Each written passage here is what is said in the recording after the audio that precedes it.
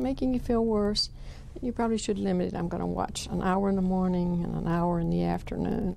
And turn it off. When you get a feeling of being unable to think about anything else. You know what I felt when I saw the smoke coming around the buildings? I thought, this is a movie. But these are no special effects. That's the image. That's the image that's going to be burned into our brains for the rest of our lives. Burned into our brains from every angle. And there's this guy standing there, and then all of a sudden it just rips right through it. Absolutely powerful. But I could look at that image a million times and I still find it mesmerizing. I know. It's an intimacy with disaster. Oh my God. Disaster seen from the safe side of the screen. Jeannie Moe, CNN, New York. And we take a short break now before we hit the top of the hour.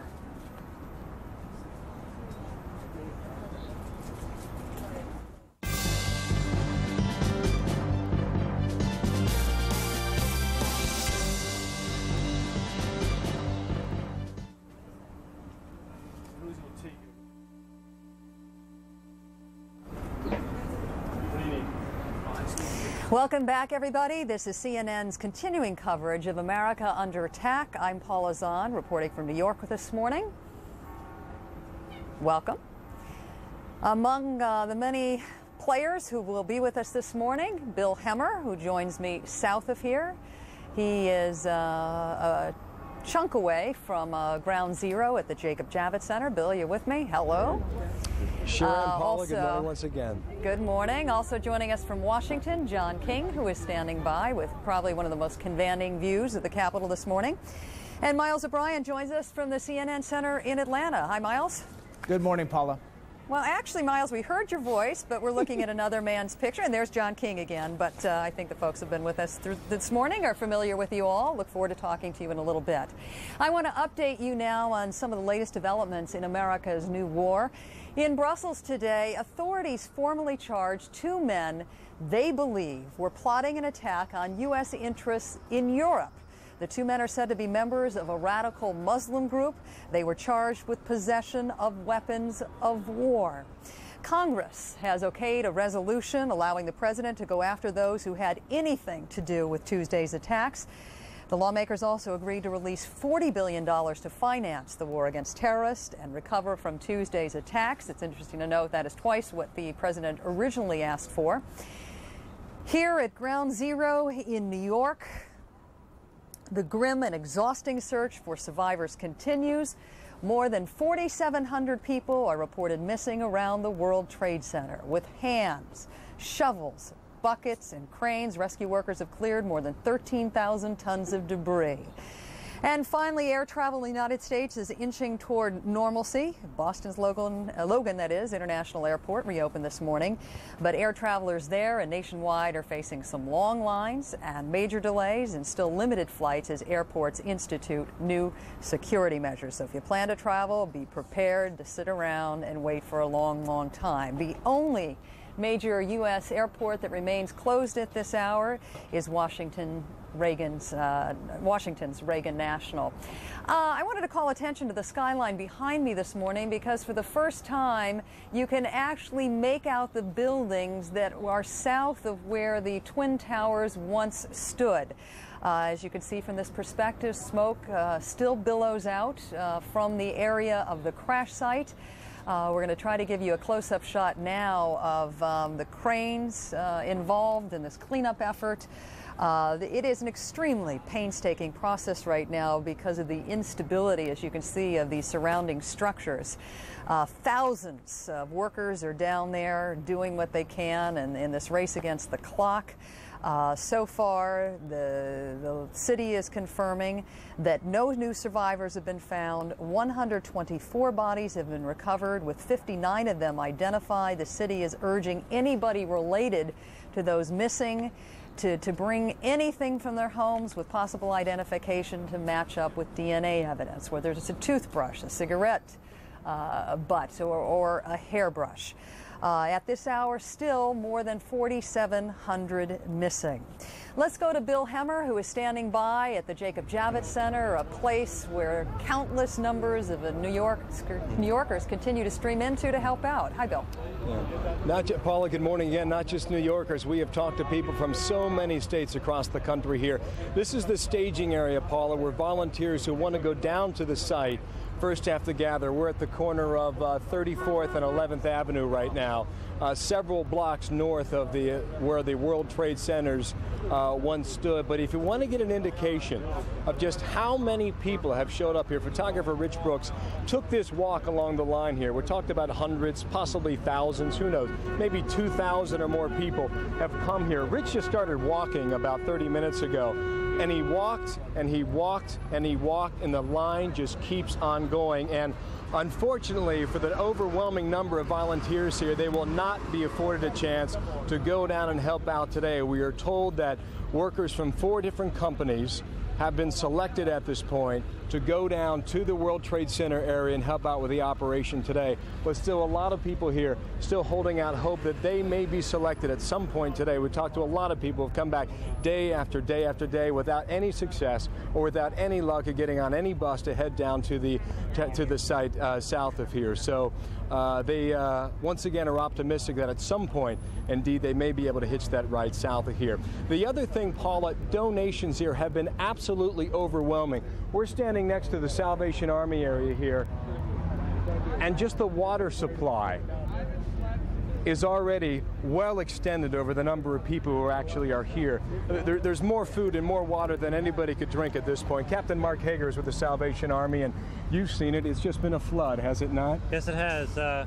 We've been overwhelmed with donations to the point where we've blocked traffic in 3 lanes, causing a traffic backup. Captain, what are you telling people then? Stop giving, or what should they do? We're asking them to hold off for a couple of days, let us get through the stuff that we have, and then if we need more stuff, then we'll ask for it.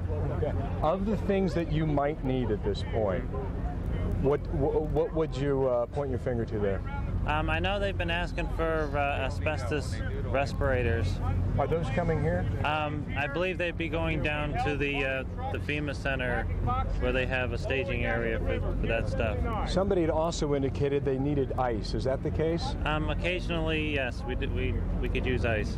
Okay. Also, we got some reports last night that Giant Stadium in New Jersey and Shea Stadium out in Flushing Meadow also could have been staging areas possibly for goods and supplies to go to. Do you know anything about that? As of right now, I believe Shea Stadium is closed for donations. Giant Stadium is supposed to be from noon to 6 for donations. What does it tell you, Captain, when you see the turnout that we have witnessed there, just in the sheer numbers of supply that you're looking at?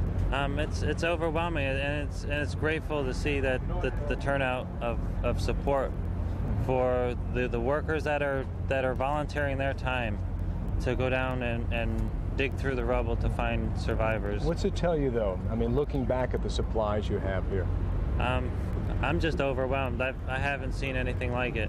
So. All right, Captain Mark Hager with the Salvation Army here. Keep up the good work, okay? Thank you. You've got a lot of stuff here to deal with, okay? Yep. Best of luck to you. Thank you. Paula, we'll continue to watch it here. We just got an indication here that a number of volunteers were told to go down and around the corner. As to why, we don't know just yet. And across the street again, the line continues. We'll show you more of that coming up shortly here. We'll also take you inside at some point, and we'll talk with people to find out what they're doing right now in order to keep the operation up and running throughout the day here on Saturday. But for now, back to you, Paula. Hey, Bill, if you would please stand by, because as I'm chatting with you, I wanted to show a cover of the New York Post that ran this morning. And our camera's going to try to get a tight close-up of this now. It shows President Bush actually embracing firefighter Bob Beckwith, who is what we believe to be a local fire company. The headline reading, "United We Stand." New York firefighters suffering a tremendous blow. The mayor of the city saying at least 300 of their own among the missing.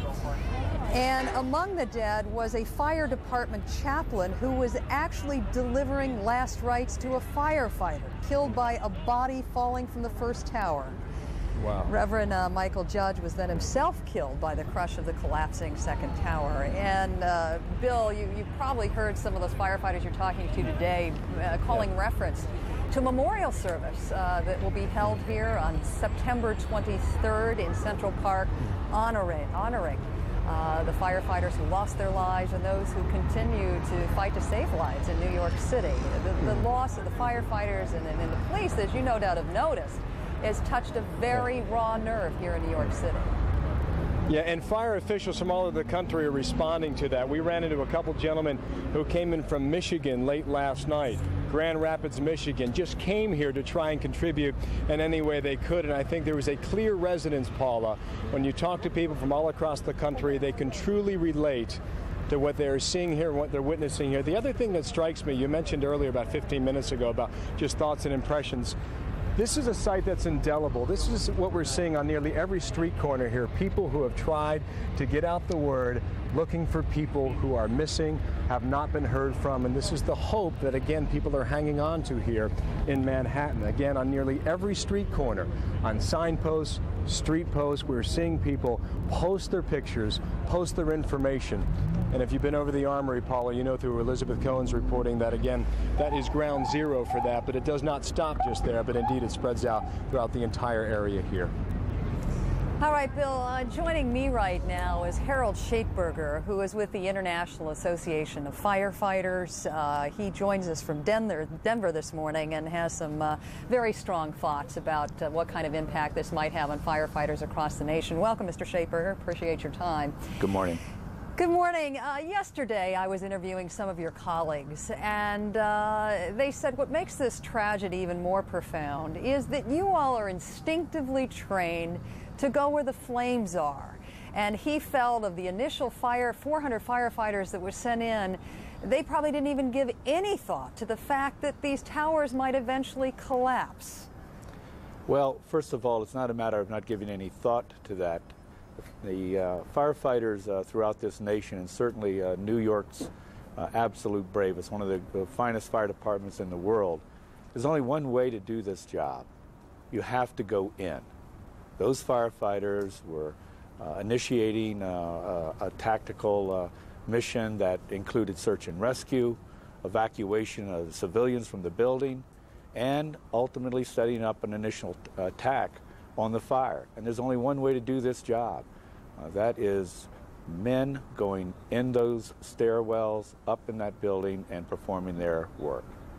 Oh, absolutely, Harold. And I didn't mean that in a pejorative way at all. I think what those firefighters was telling me, because you are such selfless and non-selfish creatures, that you know, that is what you're trained to do. Go in those stairwells and help those folks that were trying to get out.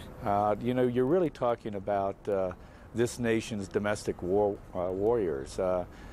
These are well-trained but brave, selfless individuals that when everybody else is leaving the scene of a catastrophe, it's the nation's firefighters that are responding in and going in. And it is a unique breed. It is a unique profession, and one that has such a close bond.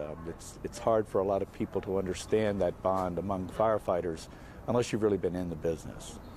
Harold, one of the points they raised with me, these colleagues of yours who actually came from the midsection of the nation, is given how the nature of war has changed, they actually view firefighters as much more than firefighters. They call them the new breed of soldier.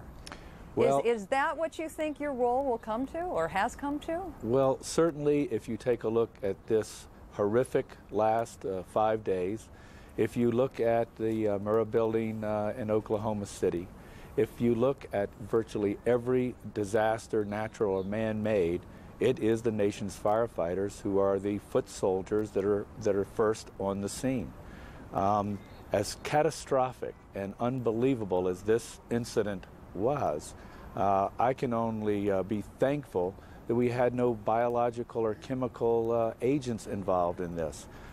That's one of the reasons why we've been pushing on the federal government to provide more resources for training of firefighters who are first in, so that they can not only do their job more effectively, but so that they can have a better opportunity for survivability themselves and not, in effect, be the canaries in the cage as they were in the as